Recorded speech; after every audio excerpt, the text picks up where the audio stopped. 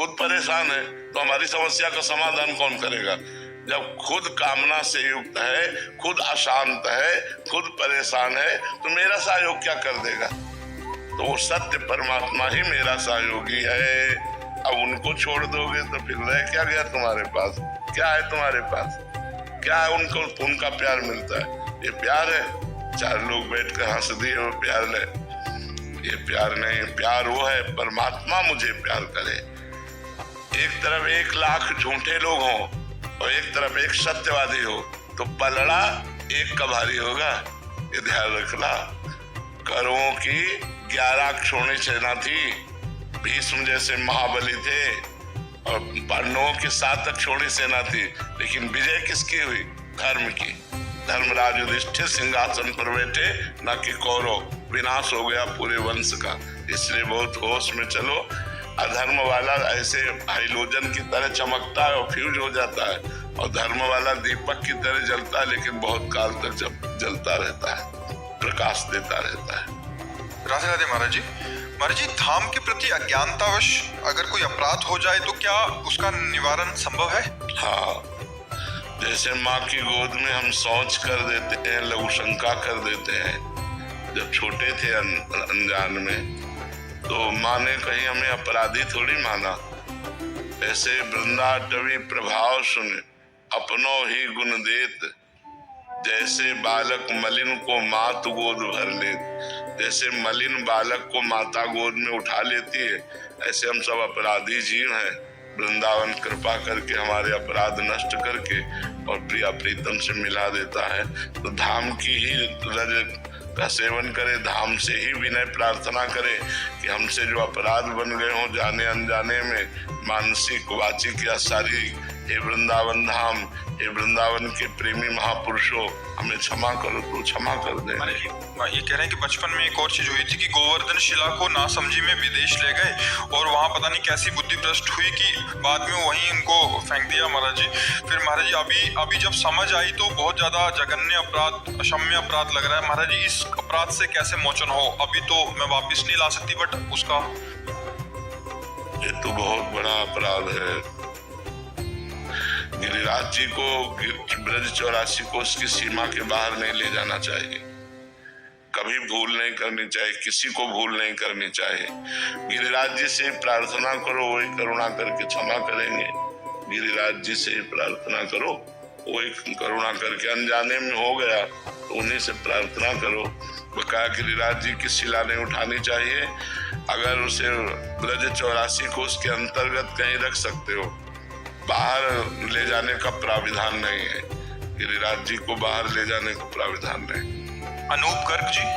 राधे राधे। राधे राधे महाराज जी। महाराज जी, मैं अपने परिवार, व्यापार एवं भक्ति में से सिर्फ व्यापार में ही ध्यान दे पाता हूँ, बाकी मुझसे नहीं हो पा रहा। महाराज जी, मैं क्या करूँ? प्राय ऐसा संसार में सबसे, पर भजन तो करना पड़ेगा। नहीं, व्यापार तुम्हें मृत्यु से थोड़ी बचा लेगा, और यही छूट जाएगा ये व्यापार। बहुत घाटा है यार, बहुत घाटा है। इसलिए राधा नाम तो जपो ही, जब जो तुम्हारे साथ जाएगा वो भगवान का नाम है। नहीं तो बहुत घाटा है यार। यहाँ कितना, मतलब थोड़ी देर सोचो, कितनी मेहनत करके आप घर बनाते हैं, कितनी मेहनत करके आप एक अच्छी व्यवस्था कर पाते हैं। गाड़ी खरीद ली, बच्चों के ब्याह कर लिए, परिवार सबको सहाल है, और मर गए। न बच्चा साथ गया, न पत्नी गई, न बैंक बैलेंस गया, न गाड़ी गई, न मकान गया, सब छूट गया। अब फिर नया जन्म, अब पता नहीं किस योनि में जन्म हो। ये जरूरी थोड़ी कि मनुष्य योनि मिलेगा। सुअर, कुत्ता, गधा, ऊंट, भूत, प्रेत, क्या बनना पड़े यार, कुछ मतलब गारंटी नहीं है। इसलिए हमें चाहिए कि भगवान का नाम लो, और इसमें गारंटी हो गई। यदि आप नाम जप कर रहे हो और आप मतलब कल्याण नहीं हो पाया, किसी कारण अपराध होगा, तो आपको पुनर्जन्म होगा, और जन्म ऐसी जगह होगा, श्रीवान, कुलवान, बहुत अच्छी जगह जन्म होगा, क्योंकि आपने भगवान का नाम जप किया है। और फिर आपको भक्ति मिलेगी, और फिर उस जन्म में आप भगवान को प्राप्त कर लेंगे। तो यार जबरदस्ती जपो, राधा नाम जप करो। अरे हाँ, जबरदस्ती जब समय मिले राधा राधा राधा राधा राधा राधा यही साथ जाएगा और यहाँ कुछ साथ जाने वाला नहीं। पैसे कमाने के बाद भी नहीं ऐसा लगा कि कुछ अभी हासिल नहीं हो पा रहा। ये सबको लगता है, जिसके पास खरबों हैं, अरबों खरबों हैं, उनको भी बड़ी कामना है। आपको करोड़ों की है तो किसी को अरबों की है, तो किसी को खरबों की है, किसी को 100 रुपए की है, किसी को 1000 रुपए की है, किसी को 10,000 रुपए की है। कोई ऐसा नहीं जो कामना रहित हो, सबके अंदर कामनाएं हैं। कामना रहित है तो वही रहित है जो भगवान को प्राप्त हो गया है। जो भगवान को प्राप्त हो गया है या जो भगवान के नजदीक पहुंच रहा है, वही सब, ये सब झूठा। थोड़ी देर सोचो यार, जहां हमारा सब कुछ उतरा लिया जाएगा, शरीर तक छुड़वा लिया जाएगा, अकेले भेजा जाएगा, सब यहीं पड़ा रह जाएगा। यार कितना धोखे का धंधा है यहाँ, कितना धोखे का धंधा। एक आदमी पूरे जीवन मेहनत कर पाता है तब अच्छा मकान बना पाता है, तब वो एक गाड़ी खरीद पाता है, तब वो एक सुखी जीवन, और जैसे पूरा सुखी जीवन बनाया तो अब भोगने लायक नहीं रह गया, बुढ़ापा आ गया, फिर मृत्यु आगे भी चला गया। यार बहुत धोखे का है। इसलिए राम नाम, कृष्ण नाम, राधा नाम, हरि नाम, जो नाम प्रिय हो, नाम जरूर जपो। अगर आपने 1000 बार रोज नाम लिया है तो आपका परम मंगल हो जाएगा। यार क्या जाता है काउंटर से 1000 बार राधा राधा, जब समय मिले लोगों को पकड़कर कानून की गिरफ्त में दे, ऐसे लोगों को दंड देने की प्रक्रिया में लावे, तब वो सुधरेंगे। तो अब समाज तो इस पर, जैसे कोई घटना का वीडियो आया तो कोई तो बना रहा था, तो उस समय तो उसे बचा क्यों नहीं रहे थे, वीडियो क्यों बना रहे थे? वीडियो ऊपर बन रहा है। हाँ बिल्कुल, ऊपर वाले का वीडियो नहीं देख रहा कोई, इसलिए वो तो उसमें खुश देखना चाहता हूँ। मैं किसी को दुखी नहीं देख सकता, परंतु सबको खुश करते करते मैं खुद ही नाराज हो जाता हूँ। कई बार लगता है कि हमको भी लगता है सब सुखी रहे, सब प्रसन्न रहे। कोई रोड पे चल रहा है उसके साथ अत्याचार हो रहा है तो उसके लिए लड़ रहे हैं। धर्मात्मा पुरुष का यही लक्षण है, वो अधर्म होते नहीं देख सकता, स्वयं चाहे दुखी हो जाए, स्वयं चाहे पिट जाए, और ऐसों को भगवान रक्षा करते हैं, ऐसों का साथ भगवान देते हैं। आजकल तो ऐसे बहुत कम लोग हैं, आजकल वीडियो बनाने वाले लोग जरूर हैं। किसी को कोई परेशान कर रहा है, उसका वो वीडियो बना के सोशल मीडिया में तो डाल सकता है, लेकिन वो दौड़ के जाके उसे बचा नहीं सकता है, बोलने का सामर्थ्य नहीं है। समर्थ है। ये किसी धर्मात्मा पुरुष के हृदय में होता है। ये ऐसे बहुत कम लोग होते हैं, बहुत कम लोग होते हैं। भगवान कृपा करें और ऐसे लोगों की बुद्धि स्वस्थ रखें, बलवान रखें, कभी उनके मन में संशय ना आवे, तो बहुत अच्छा है। समाज ऐसे ही लोगों के द्वारा अगर भर जाए तो दुख नाम की चीज न रह जाए, हम एक दूसरे के दुख को मिटाने लगे।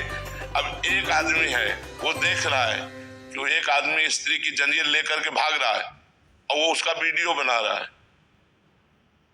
एक आदमी है समस्या में फंसा हुआ है, वो उसका वीडियो बना रहा है। एक आदमी है उसे साड़ मार रहा है, उसका वीडियो बना रहा है।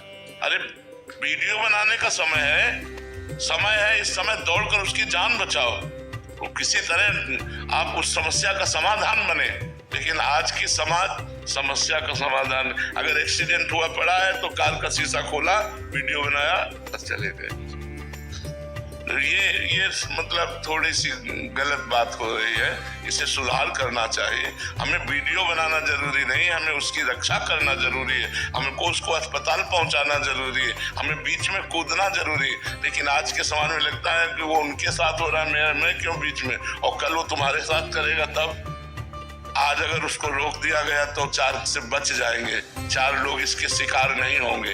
इसलिए उसको चाहिए कि ऐसे लोगों को पकड़कर कानून की गिरफ्त में दे, ऐसे लोगों को दंड देने का। वीडियो आया तो कोई तो बना रहा था, तो उस समय तो उसे बचा क्यों नहीं रहे थे, वीडियो क्यों बना रहे थे?